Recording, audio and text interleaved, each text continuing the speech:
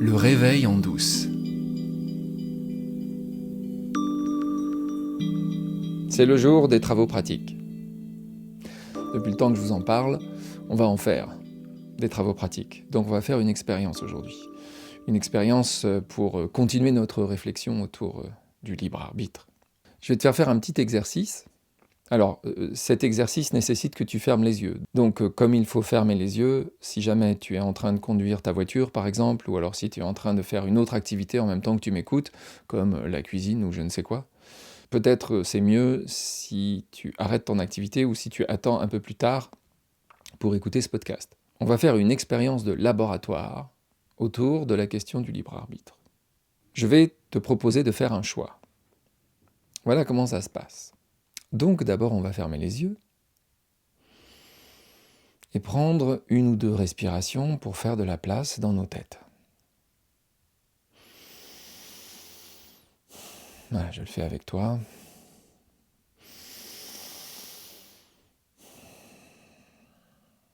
Et maintenant, je vais te demander, tu gardes les yeux fermés, je vais te demander de choisir un film. Tu choisis n'importe quel film. Un film qui te vient. Peut-être tu l'as vu, peut-être tu l'as pas vu, peut-être c'est une comédie, peut-être c'est un drame, un film d'horreur. Un film. Juste, tu choisis un film. On va laisser 5 secondes.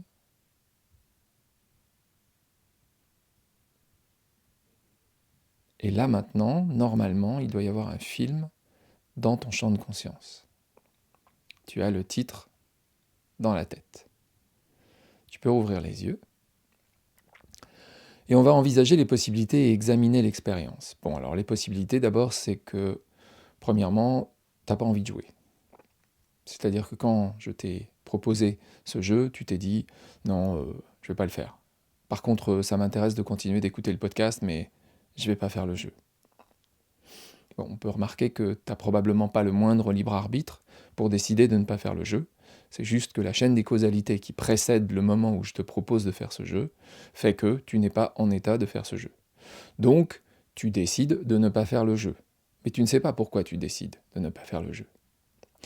Déjà, rien que là, on a la source principale du malentendu autour de la question du libre arbitre.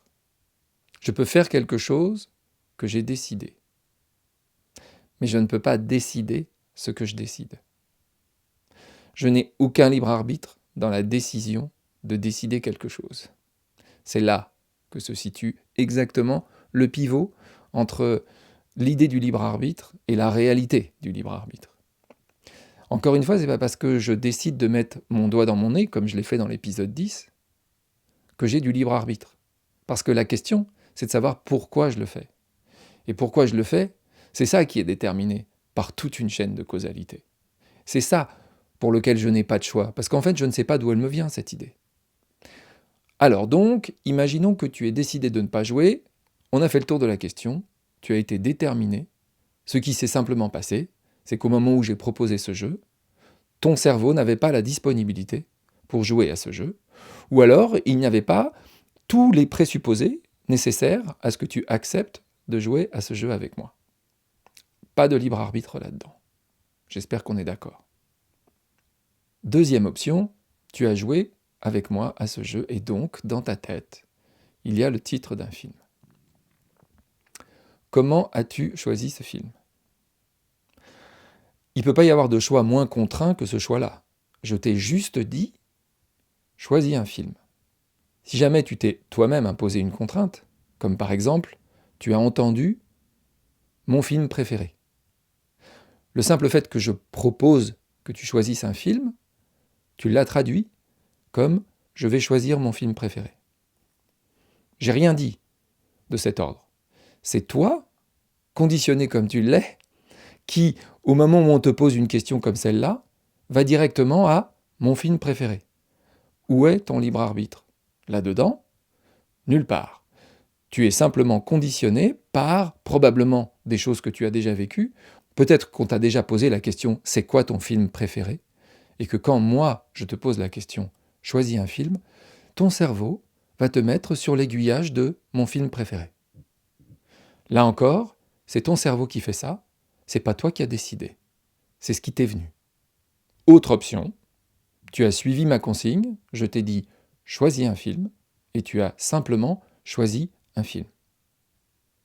On continue l'expérience. On va recommencer. On efface l'ardoise, on remet tous les compteurs à zéro, on referme les yeux, on respire.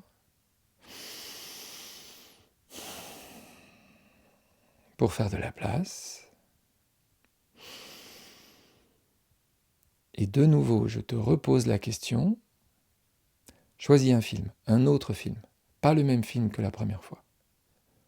Choisis un film. C'est tout. Ça y est? Tu as choisi ton film? J'espère que tu as choisi ton film. Tu as donc à nouveau un autre titre de film dans la tête. Comment l'as-tu choisi? D'abord, tu n'as pas pu choisir un film que tu ne connais pas, dont tu n'as jamais entendu parler, dont tu ne peux même pas connaître le titre. Donc, de toute la masse de films qui existent, tu n'as pas pu choisir dans cela. Ça a contraint, quelque part, ton choix. Ensuite, il y a les films auxquels tu n'as pas pensé. Et bien entendu, j'imagine que cela se compte par centaines, voire par milliers, en fonction de ton rapport au cinéma. Parce que peut-être que tu es cinéphile, et dans ce cas-là, tu connais des milliers de films. Peut-être que tu vas au cinéma de temps en temps, ou peut-être simplement parfois tu vois des affiches. Et donc, il y a moins de films parmi lesquels tu peux choisir, parce que tu en connais moins, tu en as vu moins. Mais pense à tous les films auxquels tu n'as pas pensé, justement. Tu ne pouvais pas choisir parmi ces films-là. Et pour autant, as-tu choisi de ne pas y penser? Non, bien sûr que non. Tu n'y as pas pensé parce que, compte tenu de l'état de ton cerveau au moment où j'ai posé la question, ces films-là n'étaient pas disponibles. Ils n'étaient pas accessibles dans ton champ de conscience. Donc tu ne pouvais pas les choisir. Donc, qu'est-ce qui s'est passé? En fait, il y a quelques titres de films qui sont apparus sans qu'il soit possible pour toi de savoir pourquoi ce sont ceux-là qui sont apparus et pas d'autres. Si tu faisais partie des gens qui pensaient que, en posant cette question, je t'orientais vers tes films préférés, peut-être qu'à nouveau, c'est un autre film que tu préfères que tu as choisi. Donc, à nouveau, ton choix a été contraint par tes propres a priori, par la manière dont ton cerveau se câble quand on lui pose une question, telle que « choisis un film ». Et donc, à nouveau, où est ton libre arbitre dans le choix du film que tu as fait? Si tu examines exactement ce qui s'est passé dans ta tête, tu dois pouvoir très facilement te rendre compte que c'est comme si quelqu'un qui te connaît et qui sait les films que tu connais, t'en avait soufflé quelques titres dans l'oreille. Par contre, tu vas pouvoir me raconter toute une histoire autour de ça. Tu vas pouvoir me justifier ton choix en te racontant a posteriori une histoire. Tu vas dire oui, mais je sais pourquoi j'ai pensé à la Grande Vadrouille, parce que blablabla, blablabla, blablabla. Ça, on est très fort pour le faire. Nous, les humains, c'est notre grand truc. Les histoires, c'est le grand truc. On arrive toujours à se raconter une histoire pour justifier un choix ou une action qu'on a faite. Donc, comme on peut se la raconter a posteriori, on a l'impression que, quelque part, on a vraiment fait un choix. Ça paraît tellement évident qu'on a fait un choix, vu l'histoire qu'on peut se raconter a posteriori. Tu peux te dire, ah bah oui, mais j'ai quand même choisi quelque chose. Oui, tu as choisi quelque chose. Encore une fois, je te l'ai dit avant, l'illusion du libre arbitre tient au fait qu'on peut faire ce qu'on décide. Mais ce qu'on ne peut pas faire, c'est décider ce qu'on décide. Donc si on résume, qu'est-ce que ça veut dire? Ça veut dire qu'on ne peut pas s'approprier nos pensées. Tu ne peux pas t'approprier tes pensées, pas plus que tu ne peux t'approprier tes créations. Tout simplement parce que ce que tu fais, tu ne sais pas quelle est la source qui t'a donné envie de les faire. Ce que tu peux faire, c'est faire ce que tu crois avoir décidé. Ça, c'est possible. Mais d'où vient la source? Tu n'y as pas accès. Nos pensées ne nous appartiennent pas. Elles passent. On assiste au passage de nos pensées dans nos cerveaux. Mais elles ne nous appartiennent pas. Il t'est impossible de penser ce que tu veux. Tu peux suivre le fil d'une pensée, mais tu ne sais pas où ce fil a commencé. Les plus grands artistes, ce qu'on appelle les grands artistes, les plus grands scientifiques, comme Einstein, le savent très bien. Ce n'est pas Einstein qui a trouvé E égale mc2. C'est quelque chose qui lui est venu. Ça ne pouvait pas lui venir si son système n'avait pas été informé par toute la connaissance qu'il avait autour des questions de la physique. Ça, c'est sûr. Il fallait qu'il soit conditionné pour que E égale mc2 rentre dans son esprit et qu'il voie que c'était la vérité. Ce n'est pas possible que tu comprennes une phrase en chinois si tu n'as pas appris le chinois. Il va falloir d'abord que tu apprennes le chinois.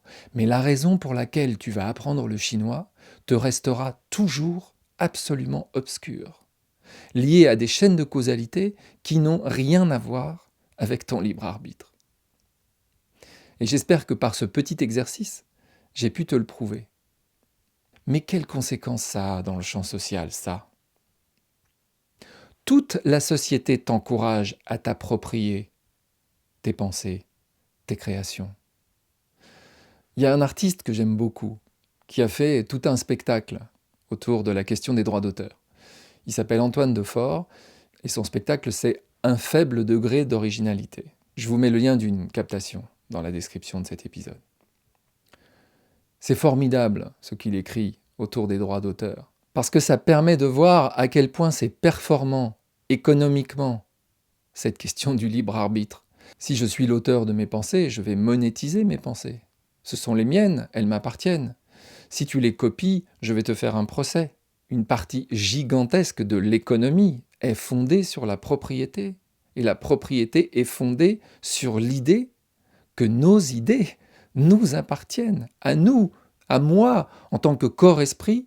Moi, j'aurais des idées exceptionnelles, elles m'appartiendraient, à moi, Liv Brunet. Comme les symphonies de Mozart lui appartiennent, comme les cantates de Bach lui appartiennent.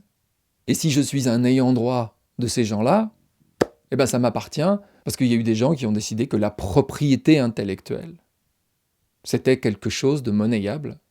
Et on sait à quel point c'est non seulement monnayable, mais ça permet de bâtir des fortunes. Donc ça fonctionne, cette idée. Le problème, c'est qu'elle ne tient pas debout. Le problème, c'est qu'une fois de plus, on est sur une illusion totale.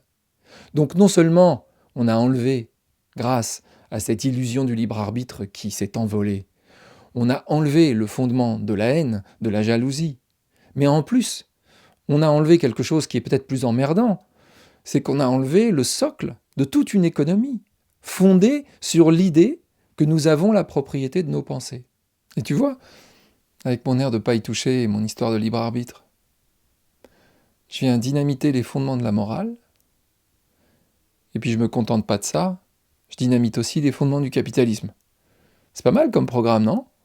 Mais pour en revenir à la question qui nous préoccupe dans ce podcast, la seule question qui compte, qui suis-je ? Je ne suis pas mes pensées, je ne suis pas les métadonnées de la photo, je ne suis pas mes traumas, je ne suis pas mon corps. Mais alors je suis qui ? Comment vais-je pouvoir m'y retrouver après toutes ces soustractions ? Ne t'inquiète pas, on est sur le chemin.